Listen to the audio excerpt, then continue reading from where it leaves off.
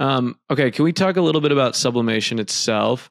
You had to get sewers, assemble a factory, buy laser sublimation printers, and at the Patterns. time yeah, patterns, and is it cost of? I understand from an efficiency standpoint to be able to do something in house and nearshore it here is like so much better for everyone. Yeah. But from a cost standpoint, isn't it like way more expensive 100%. to run dye sub in the States? 100%, especially in the beginning. I mean, I would have probably attribute most of our cost of goods in the beginning was on learning the process. I mean, it took us almost a year and a half to realize one of the fabrics that we sell the most of, we were pressing in the opposite direction, and we kept running into remakes and issues, and something so, as soon as it clicked, I was like, damn, we should have known that. Like, we know this fabric is directional. We should have been pressing it in the opposite direction of how it enters the drum.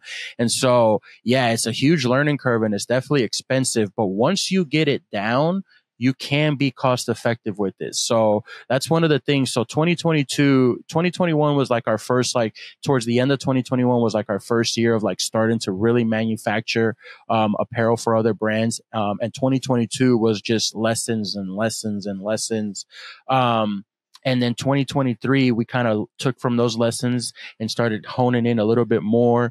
And then towards the end of 2023, we really realized what we were good at and what we needed to do. Kind of that 80-20 rule, like 80% of our money comes from these 20% of products that we offer. And so we trimmed our catalog way down, because in the beginning, we offered something like 180 different products, which was crazy. Now we're down to like about 65, 70 different styles that we offer. And by trimming it down and narrowing what was like good for us and what we were good at ourselves and what we can turn quick and what we were the best at, it really makes a difference. And so now, since end of 2023, we kind of perfected that. And so 2024 has been off to an amazing start. Like our turn times are beautiful. We're getting things out with like nearly almost no mistakes. And so we're starting to reap those benefits. But yeah, it was 3 years of a lot of mistakes. A lot of mistakes, a lot of learning. And unfortunately, like you were talking in the beginning, the sublimation is hell. There's not a ton of us out there. And the people that are out there for the most part don't share. There's not, a ton of YouTube videos on it. There's no forums really on what we do. There's home stuff, home sublimation, but factory sublimation, there's really no content out there. And we've been trying to put out some more on that so we could help others in the space. But yeah, it was hard. I have this note here of a last straw of you bringing all the work in house.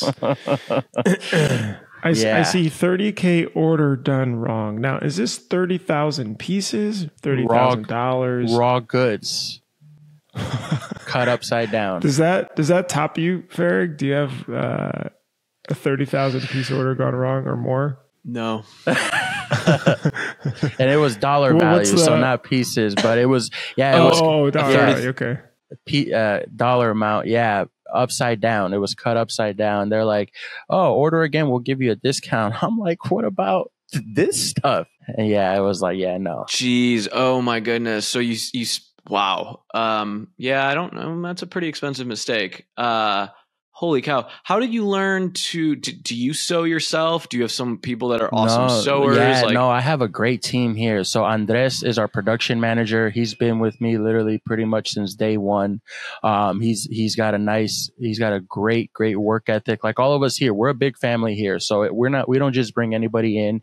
My kids come in here almost on a daily basis. I got 3 sets of husband and wives that work here. Andres, my production manager, his oldest daughter worked for us after school all throughout high school.